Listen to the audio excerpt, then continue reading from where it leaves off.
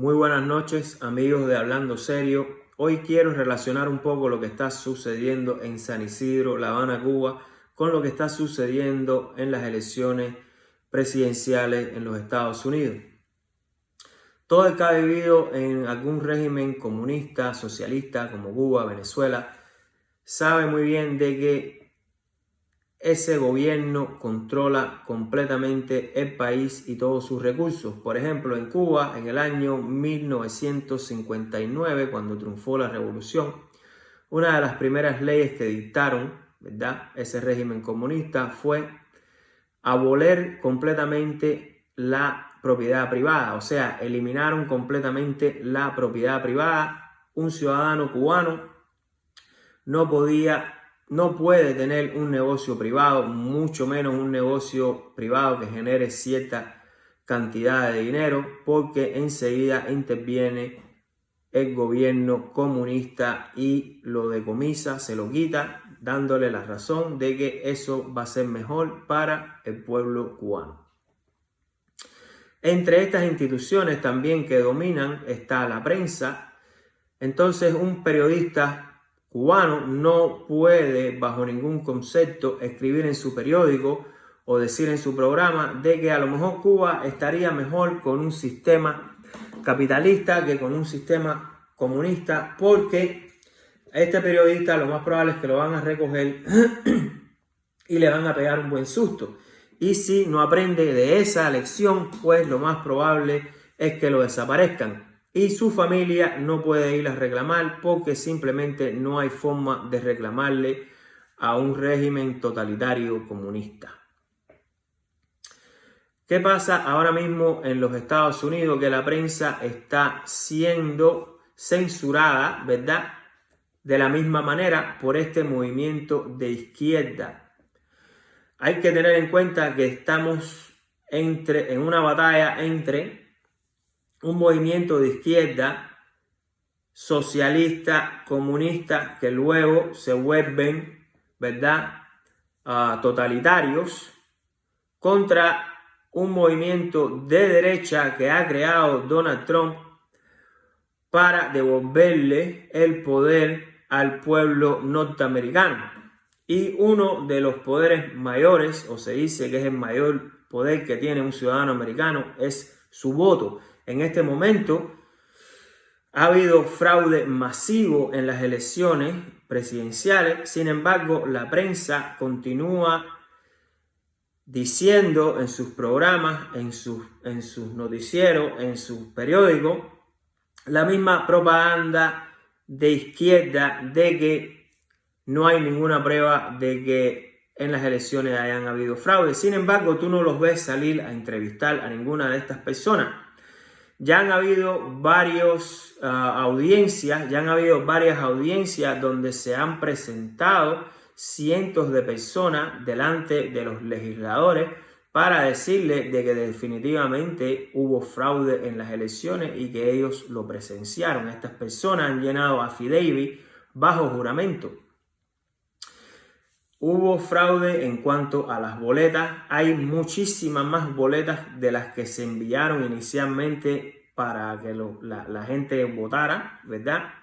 Hubo fraude con las máquinas, ¿verdad? Las mismas máquinas que se usaron aquí fueron las mismas máquinas que usó la compañía Dominion en Venezuela en las votaciones presidenciales en Venezuela. Yo nunca he ido a Venezuela, conozco muchos venezolanos y me han dicho de que en Venezuela nadie votó por el señor Maduro, pero sin embargo salió como presidente con la ayuda de este mismo grupo, de esta misma compañía Dominion, que hoy por hoy está también tratando de robarse las elecciones en los Estados Unidos. Al final esto va a salir a la luz pública porque, en mi opinión, ahora mismo el señor Trump y sus abogados están dando los pasos correctos, están llevando todo este fraude a las cortes. Claro que se dice que están perdiendo en las cortes, pero estos son cortes locales. Al final lo que se quiere es llegar a la Corte Suprema y presentar toda esta evidencia. Y si esta evidencia es muy poca, pues el presidente y su grupo, ¿verdad?, de derecha tienen mucha evidencia, ¿verdad?, evidencia tecnológica, evidencia sacada del internet, evidencia que explica y muestra exactamente cómo manipularon estas máquinas para que le dieran la mayoría de los votos a Biden. En estos estados como Filadelfia, como Georgia, ¿verdad?, que están haciendo recuentos de votos, no están dejando a los inspectores republicanos presenciar estos conteos. Nunca se había dado el caso en la historia de que ni demócratas y republicanos pudieran presenciar el reconteo, verificar las firmas, verificar las direcciones, verificar si las boletas son legítimas. Nunca antes en la historia, y ahora mismo hay muchísima gente que el trabajo de ellos era verificar esas boletas y simplemente el grupo que estaba a cargo de las elecciones en estos estados no se lo permitieron de una manera u otra. A muchos los amenazaron, a otros los votaron con la policía. O sea, la evidencia de fraude está ahí, sin embargo, la prensa no la quiere tocar. ¿Por qué? Porque la prensa se debe a la obediencia de este grupo de izquierda. Este grupo de izquierda es muy poderoso y no solo cuenta con personas y compañías muy grandes, ¿verdad?, como Twitter, como Facebook, como estas cadenas nacionales de noticias. También cuenta con muchos otros